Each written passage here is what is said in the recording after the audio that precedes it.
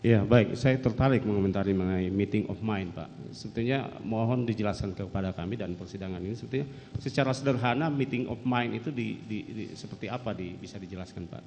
Meeting of mind itu adalah kesepahaman, kesamaan di dalam mewujudkan tindakan sesuai dengan tujuan yang sudah ditentukan. Kalau pembunuhan, maka meeting of mind-nya itu adalah peserta satu dengan yang lainnya sama-sama menghendaki terjadinya kematian orang lain. Itu meeting of mind. Dalam delik yang lain juga bisa, misalnya dalam delik suap antara penyuap dengan yang disuap terjadi meeting of mind, satu mempunyai tujuan untuk memberikan, yang satu mempunyai tujuan mau bersedia menerima pemberian. Maka di situ ketika ketemu adalah terjadi meeting of mind. Nah, ya, itulah yang harus dibuktikan kalau bentuk turut serta meeting of mind-nya itu seperti apa. Nah, ini kan kesamaan niat, Pak. Nah, jika salah satu pihak, ada salah satu orang yang ikut serta di dalamnya, kemudian melakukan sesuatu hal yang melampaui kesepakatan itu atau meeting of mind itu, seperti apa itu konsekuensinya?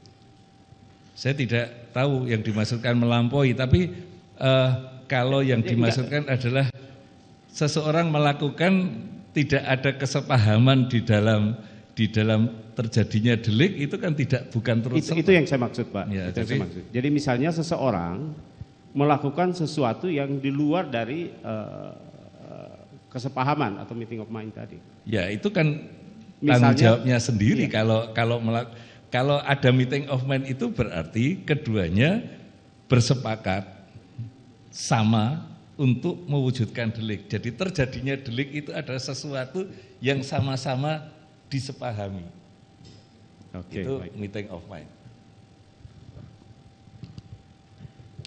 Saya masih lanjut ke meeting of mind, Pak. Nah, jika ada seseorang yang ada di waktu dan tempat kejadian perkara tanpa adanya meeting of mind, apakah mungkin orang itu ditarik sebagai pesakitan juga, Pak? Ya, karena tadi sudah saya sampaikan kalau itu bentuknya adalah turut serta itu harus ada meeting of mind, maka tidak semua orang yang berada di dalam satu tempat ketika itu terjadi satu kejahatan itu berarti turut serta kan itu.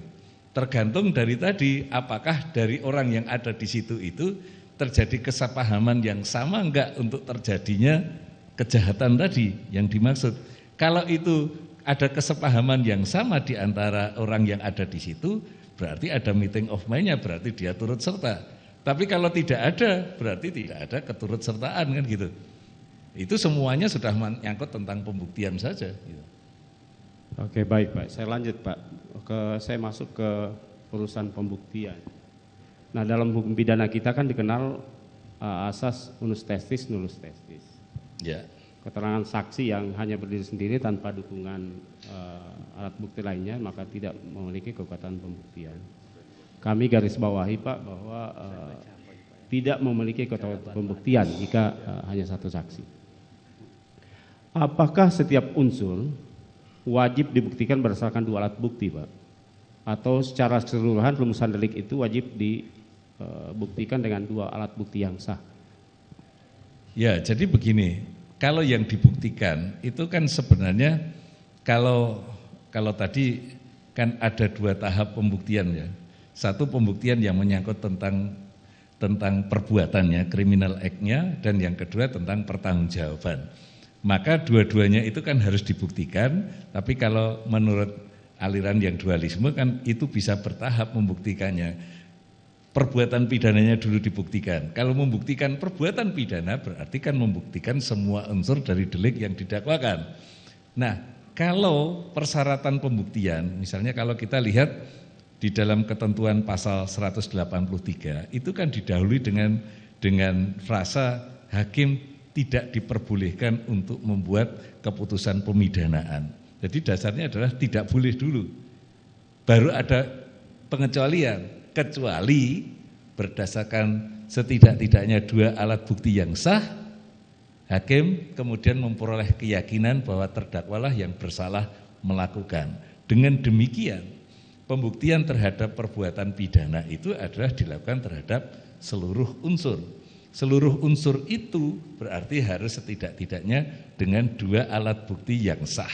Nah, sekarang pertanyaan itu kan diperinci, unsur kan masing-masing. Apakah semua unsur itu harus dibuktikan dengan 2 alat bukti? Tentunya iya, karena seluruh unsur dengan alat bukti, kalau masing-masing unsur ya tentu saja dengan 2 alat bukti. Ya, jadi jika ada saksi yang hanya berbicara sendiri tanpa didukung oleh yang lain, tidak cukup Pak ya. Terima kasih sudah nonton. Jangan lupa like, subscribe, dan share ya.